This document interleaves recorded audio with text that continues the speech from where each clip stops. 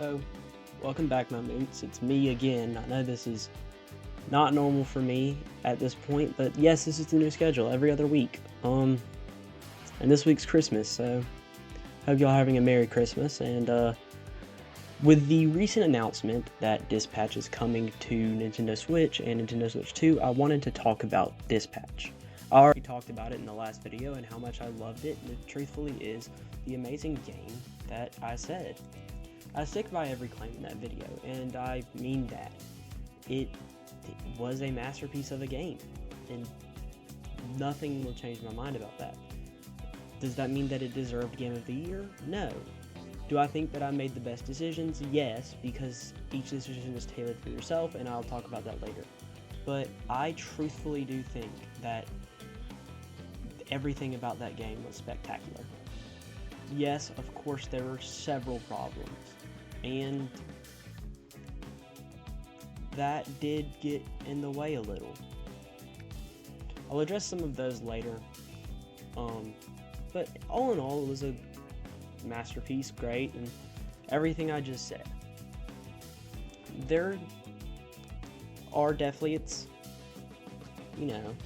flaws, but I think every game has that, and that's something we all are very familiar with. You might ask, Caden, why are you listing off all of these things? Why are you saying them, and not really listing them off, but why are you saying all of this? Why not just delve into this later? And I just want to say, because in the intro of this video, I want to get across that I think that every video game is flawed, especially the masterpieces. And I think that all masterpieces, the things that make them masterpieces, are human flaw. So I will delve a little bit into AI right now, just because after the release of Expedition 33, which did deserve Game of the Year, it used generative AI as this thing to replace later. And they did, and the game is fully made by real artists and real humans, and the AI ended up just doing the busy work that no human really wants to do in the first place. And I think that we need to get that across. If you are using this as a backup, tedious resource, don't get me wrong, I despise AI. I think everything about AI is just terrible, and we need to be better as human beings and just actually do work ourselves and do the things that we're supposed to, in a way. Not like do as you're told, but do the things that make us happy. If this didn't make me happy, if I was just recording to record, then there's no reason for me to do any of this. So why would I use AI? Well, people use it to get ahead. It inherently doesn't make human flaws and human mistakes. While it does make mistakes, they're not human, and they're usually pretty common for a, let's just say it, ignorant person. See, AI would say an ignorant person because that's correct. Anyways. So Expedition 33 did use a little AI. Did they deserve to get the Indie Game of the Year taken away from them? Yes, because they did tell them that they did not use AI, and then eventually just came out and said they used AI, which is confusing to me. I feel like if they were honest from it at the start, no one would care. If it didn't win Game of the Year, no one would care. But just because it won Game of the Year over your favorite game, people do care. And a lot of them actually, like a lot of these people that do hate it, their favorite game releases here is like COD BO7, and that game is god-awful.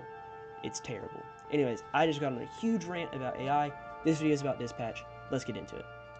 Just for a little background, it is a superhero workplace comedy, kind of combining both The Office and Invincible, with that classic telltale style, that your decisions do make the ending of the game different, but ultimately that's all it does, and your decisions don't really matter.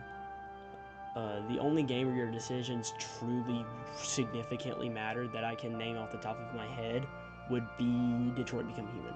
So, now that that's out the way, games like Dispatch are astounding. And the fact that it took 7 years to create this game, several times that they think they weren't going to be able to, and they ended up releasing a game with a musical artist who plays Prism. I forget her name, but she did astounding as Prism.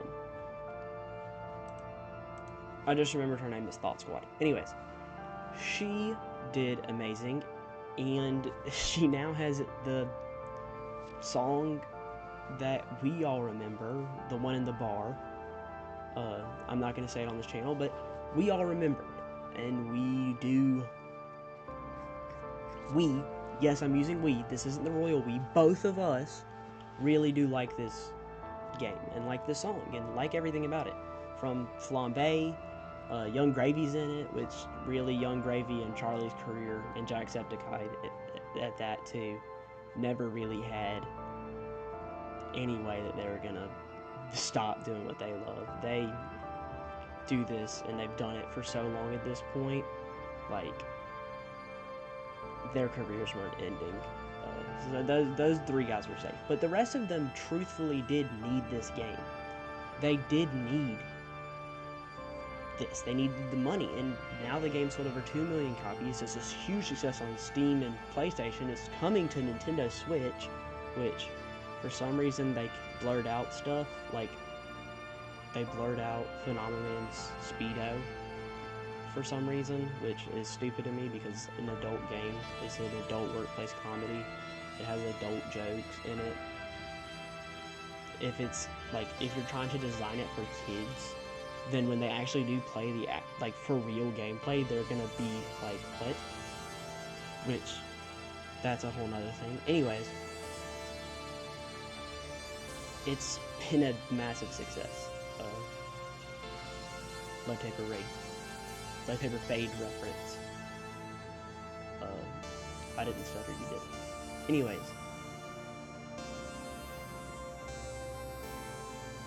It was magical to watch all of this. And see this game unfold into what it was.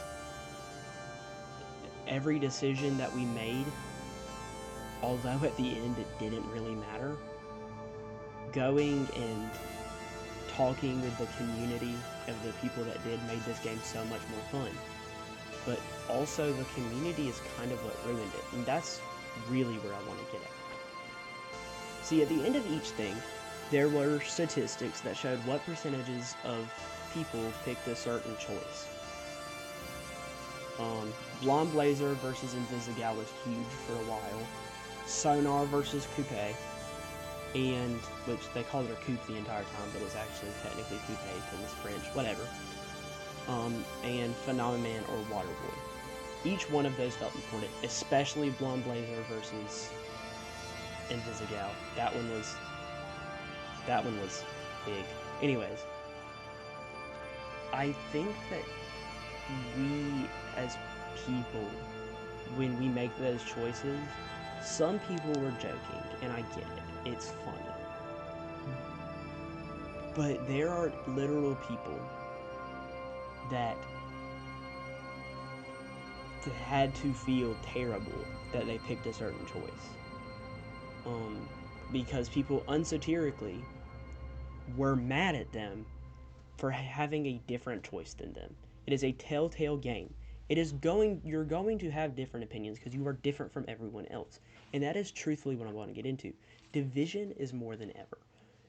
Look at everything. We are more divided than ever. Dispatch is just the prime example in video games of this. I mean,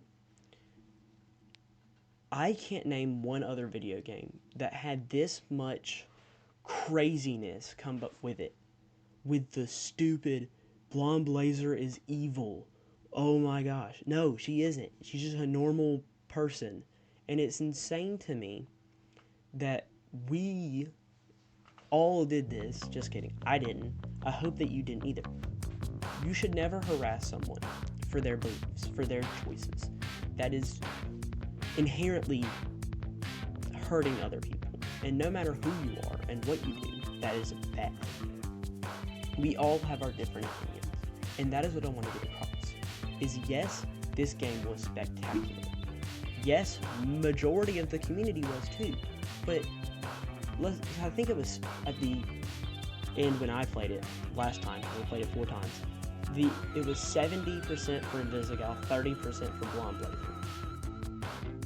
Kind of makes sense for the most part. However, I chose Blonde Blazer. I am a blonde glazer, as the kids would say.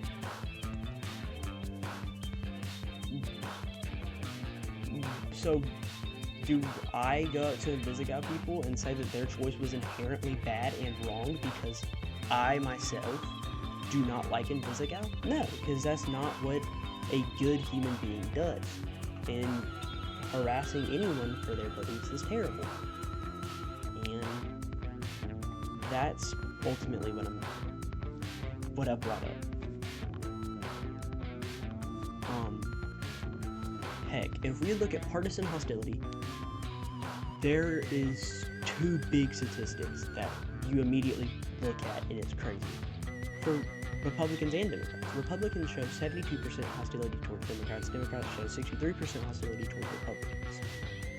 Inherently, and truthfully, this is bad, and this is just the United States. I cannot shut up for everyone else, but more murders are happening, more everything is happening because we, for some reason, are starting to hate each other for everything, including on social media, where we post things and there you're going to get hate comments. You're going to get people who legitimately will hate you because you are you. The 2 biggest people that deserve the hate are Jack Dougherty and Jake Paul, which he got knocked out, thank God. So, what do we do about all this?